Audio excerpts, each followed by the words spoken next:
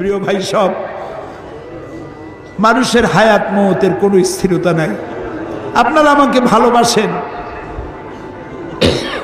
এর জন্য আমি কৃতজ্ঞ।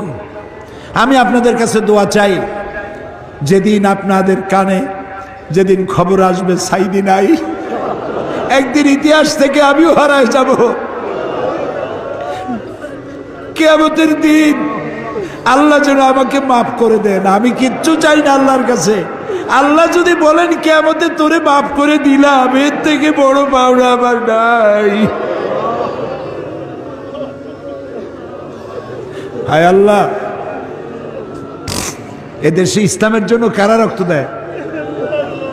আল্লাহ, এ জমিনে ইসলামের জন্য কারা মার খায়? এ জমিনে ইসলামের জন্য রাস্তায় রাস্তায় জীবন দেয় কারা? তুমি কি চেনো না?